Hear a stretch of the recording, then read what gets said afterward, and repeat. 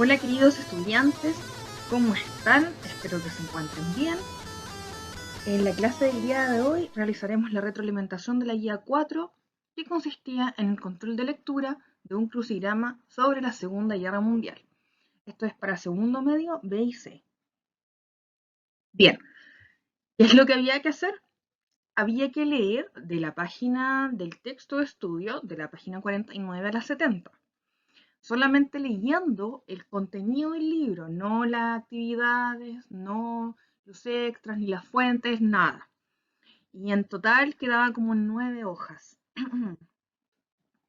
De ahí tenían que leer la definición que yo les colocaba y en los cuadritos encasillar el concepto que correspondía. En total eran 34 puntos. Entonces lo que vamos a hacer hoy día, vamos a resolver este crucigrama.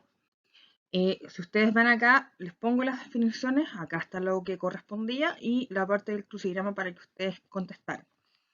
Voy a aclarar varias dudas. Las preguntas que me detenga era justamente porque no lo lograron o no hicieron calzar la palabra, pero si me colocaban algo parecido, también le colocaba el punto.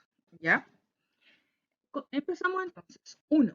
Debido a la imposición de o sea, de esta cosa, este documento, sobre todos los países vencidos fue que las relaciones internacionales tras la Primera Guerra Mundial fueron muy tensas. Y entonces, ¿qué es lo que teníamos que colocar ahí? Tratado de Versalles. Entonces, nosotros vemos los cuadritos. ¡Oh, qué terrible! Se ve horrible. Ya. Tratado.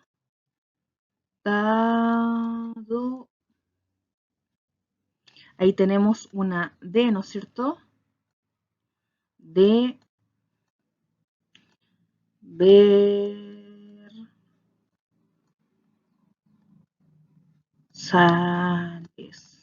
Que es Versalles. ¿Ya? Entonces aquí, bueno, yo les coloqué aquí la respuesta, pero para que vean que los casilleros estaban justos. Y había una pista, ¿no es cierto?, que es la que estaba al medio, que era ese desarrollo de la Segunda Guerra Mundial. Bien, recuerdan que el Tratado de Versalles, ¿no es cierto?, a través de la imposición, justamente que los países aliados le dejaron a Alemania, fue que Alemania quedó picado. ¿Ya? Entonces, por eso rompe este tratado y empieza a hacer todo lo que vamos a ver más adelante. 2. Sentimiento impregnado por Hitler tras la derrota de Alemania en la Primera Guerra Mundial. Entonces el texto decía clarito, deseo nacionalista de revancha. Hitler decía, como los alemanes que íbamos ganando la guerra, en la Primera Guerra Mundial, por supuesto, tuvimos que perder y tuvimos que someternos a estos países. Más encima nos están humillando. Entonces, él quería una revancha, él quería una segunda vuelta porque estaba convencido de que Alemania podía ganar la guerra. 3.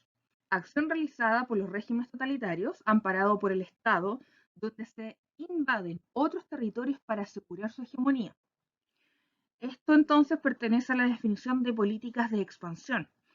Recordemos, chiquillos, que Alemania, el inicio de la Segunda Guerra Mundial, justamente lo que hace es romper el Tratado de Versalles en el hecho de haber creado armamento, haber vuelto a crear el ejército, pero sobre todo anexar territorios de los países vecinos, porque de esa manera ellos podían tener más poder.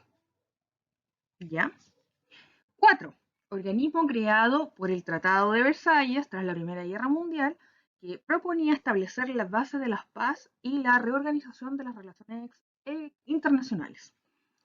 El número 4 entonces es la Sociedad de Naciones. Acuérdense que este es como el padre de la Organización de Naciones Unidas, ONU, que se formará después de esta guerra. Y tenía como objetivo que los países no se pelearan, ¿ya? Mantener la paz en el mundo. 5. Bajo el sistema político de alianza se crea en este bando teniendo entre sus filas los países Alemania, Italia y Japón.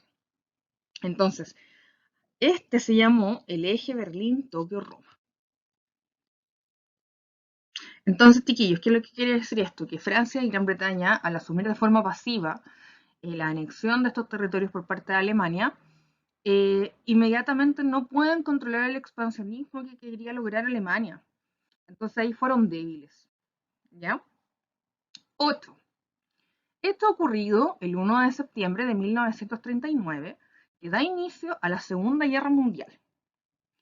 Aquí también colocaban invasión de Alemania a Polonia.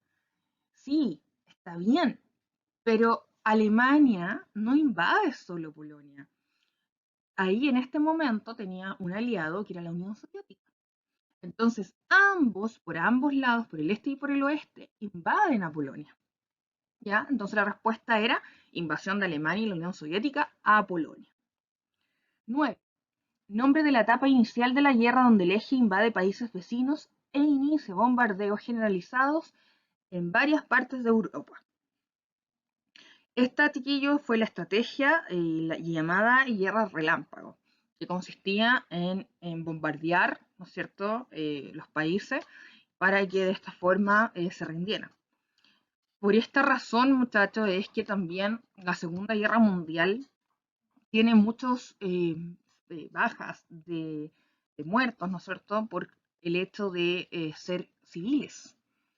Y a diferencia de la Primera Guerra Mundial, que en la primera mueren militares en el frente de la batalla, en cambio aquí no, son las personas, ¿no es cierto?, que perecen bajo estos bombardeos.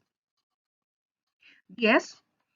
Plan creado por Hitler el 22 de junio del 41 para invadir la Unión Soviética durante la Segunda Guerra Mundial, rompiendo el pacto de no agresión del año 39.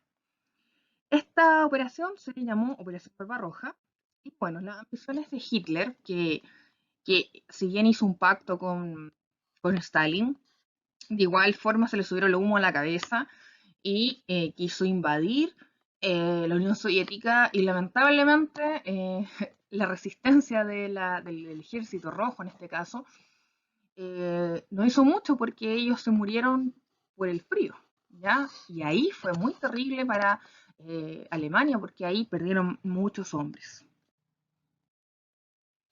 11. Esto ocurrido en las costas del Pacífico el 7 de diciembre del 41 y que tuvo como consecuencia la entrada de Estados Unidos a la guerra. Acuérdense que los países del eje eran Japón, Alemania e Italia. Entonces, Japón, que pertenecía al eje, ataca una base naval de Estados Unidos. Y este era el Pearl Harbor. Entonces, Estados Unidos nuevamente se mete a la guerra apoyando a los aliados, declarándole la guerra, ¿no es cierto?, a Japón, que pertenecía al eje. ¿Ya? Entonces aquí ya nuevamente tenemos que la guerra ya se están entrando muchos países. 12. Menciona las dos batallas donde los aliados cambiaron el transcurso de la guerra, desbaratando las defensas alemanas en 1943 y el 44 respectivamente. Estas son las batallas en Stalingrado, que era la ciudad principal de la Unión Soviética en esa parte donde yo les dije que perdieron muchas bajas el ejército alemán, y el desembarco en Normandía, que eso fue en Francia, que con el apoyo, ¿no es cierto?, de Estados Unidos, ellos logran cambiarle y darle vuelta, ¿no?, a la mano a Alemania, que estaba ganando. 13. Hechos ocurridos el 6 y el 9 de agosto que dan como consecuencia la rendición de Japón el 2 de septiembre del 45. Bueno, con esto se termina la Segunda Guerra Mundial, chiquillos, con el lanzamiento de las bombas atómicas en Japón por parte de Estados Unidos, y que, bueno, hasta el día de hoy tenemos consecuencias nefastas de aquello, y que la historia de ahí en adelante para la guerra porque si no iban a destruir el planeta. 14.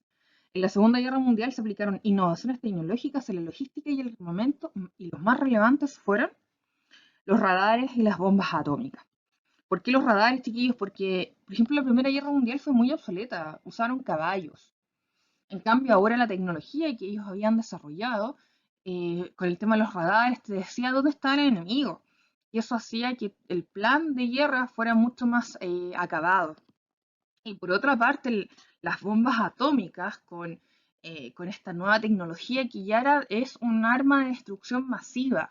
O sea, con esa bomba, chiquillos, destruyeron las ciudades de Hiroshima y Nagasaki y devastaron todo a su paso. Y con ello también la vegetación, o sea, queda una zona estéril. ¿Ya? No solamente se mueren las personas, sino que todo lo que hay alrededor. Por eso es tan tremendo. 15. Principal objetivo del uso de la propaganda en la Segunda Guerra Mundial. Y era convencer a la población sobre la necesidad de guerra. Esta también les costó harto. ¿Ya? Eh, Toda la propaganda, chiquillos, a través de la sociedad de masas que vivimos en el periodo entreguerra, en la masificación de la radio, de la televisión, etcétera, los regímenes totalitarios y los marcados nacionalismos decían, no, lo que estamos haciendo nosotros es lo mejor para el país, es lo mejor para el futuro. Por eso tú tienes que trabajar, las mujeres, trabajar para la guerra, para hacer armas, los hombres tienen que ir a los frentes de batalla, etc. La guerra fue tan tremenda, chiquillos, que tiene que ver con la pregunta 16, alcanza un alcance planetario, ¿ya? ¿Por qué? Porque muchos países se meten en el conflicto, inclusive Chile, bajo el gobierno del presidente Juan Antonio Ríos, le declara la guerra a Japón, al eje, específicamente a Japón. Y hace poco, de hecho, que se bajó eso y bueno, Chile, chiquillos, Chile, no teníamos ni uno, ya en ese tiempo. Entonces, bueno, el carácter entonces que se dio como consecuencia de la gran cantidad de países que participan en esto es de carácter planetario. 17. La Segunda Guerra Mundial fue uno de los conflictos más mortíferos de la historia y sus efectos demográficos, materiales y morales fueron devastadores. En este sentido, podríamos decir que los nazis realizaron exterminación de los judíos, esta acción masiva de asesinatos en contra de las otras razas específicas conocida como 17 entonces genocidio. El genocidio, chiquillos, es el asesinato de personas en masa. Pero claro, siempre se dice que Alemania mató a los judíos, persiguió a los gitanos, etc. Pero nunca muestran que la gente alemana fue este lavado de cerebro que tenían de que Alemania iba a ser el conquistador del mundo, etc. Y eso lo leímos en las fuentes, recuérdenlo. También en la Segunda Guerra Mundial Alemania terminó mandando niños a los frentes. Entonces, o tú ibas a la guerra o te mataban. Tenías que ir sí o sí, entonces la guerra, chiquillos, siempre es tremendamente espantosa. 18. Nombre del campo de concentración creado en Polonia por los alemanes que contaba con cámaras de gas y crematorios. Este era utilizado para trabajos forzados y de exterminio de la población judía.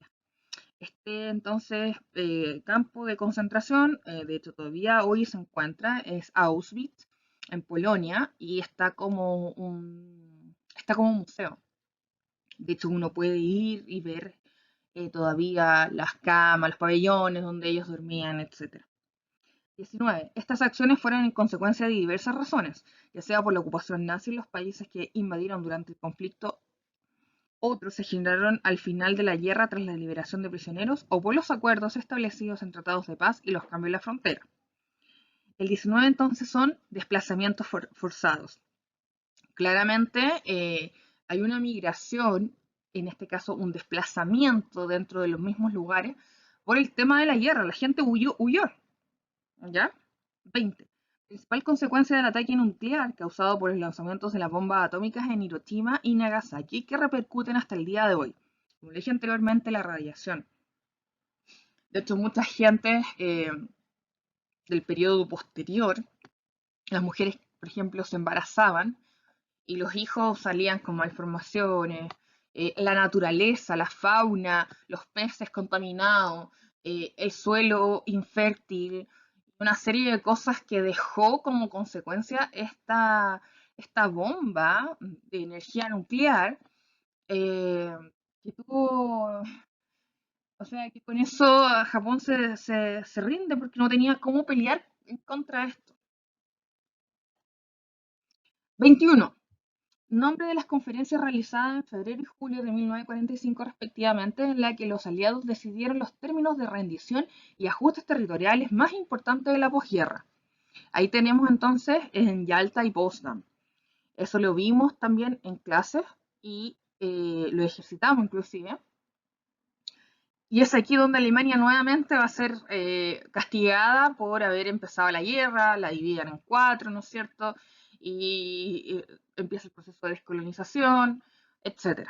22. Una de las consecuencias políticas más relevantes del fin de la guerra fue la caída del fascismo, que fue suscitada en Europa Occidental por un sustituida, perdón, en Europa por un sistema de, ahí son regímenes democráticos capitalistas.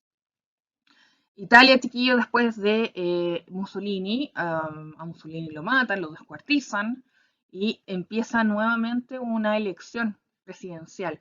Y el enfoque que toma, ¿no es cierto?, es capitalista, siguiendo el modelo estadounidense. 23. Sistema político ocupado en países de Europa Oriental que llegaron bajo la influencia soviética. Entonces ellos siguieron un régimen comunista, ¿ya? Viendo el ejemplo de la Unión Soviética. 24. Nombre del proceso vivido por los continentes de África y Asia después de la Segunda Guerra Mundial, en el que comenzaron a desintegrar los imperios coloniales que habían instaurado las potencias europeas desde el siglo XIX. De esta forma, diversos países comenzaron un proceso de liberación. Este proceso, chiquillos, se llamó la descolonización. Y tenemos que recordar, esto lo vimos en el repaso de la unidad 0, donde los grandes imperios tenían que empezar a hacer su revolución industrial y como ellos no tenían los recursos naturales suficientes, se fueron a invadir a otros continentes, específicamente en Asia, en África, en menor medida América Latina. Y después de que pasa la Segunda Guerra Mundial, Estados Unidos y la Unión Soviética deciden no, ellos tienen que tener una independencia, ya no pueden haber grandes imperios que controlen a lugares menores. Y de ahí, por ejemplo, el proceso de descolonización, tenemos el personaje ícono que es Mahatma Gandhi en India, que luchó, ¿no es cierto?, por la independencia de su país. Bien, 25. Acción realizada por Estados Unidos en el plano económico en el año 48, que consistió en proporcionar ayuda crediticia por un valor de 13.000 millones de dólares a los países europeos que sufrieron el conflicto de la guerra. Entonces, este es el Plan Marshall. El Plan Marshall y la OTAN, específicamente, uno de Estados Unidos y la otra de la Unión Soviética, tenían como objetivo perseguir que los países que querían seguir el capitalismo o el comunismo, respectivamente, tenían adherentes. Por tanto, Estados Unidos presenta este plan económico a los países y de alguna u otra forma lo amarra, ¿no es cierto?, para que sean amiguis entre ellos. Lo mismo pasa más adelante con Latinoamérica. 26. Sigla de las dos superpotencias que terminan liderando el orden mundial tras la Segunda Guerra Mundial. Entonces las siglas son Estados Unidos, EUU y la URSS. Son Estados Unidos y la Unión Soviética.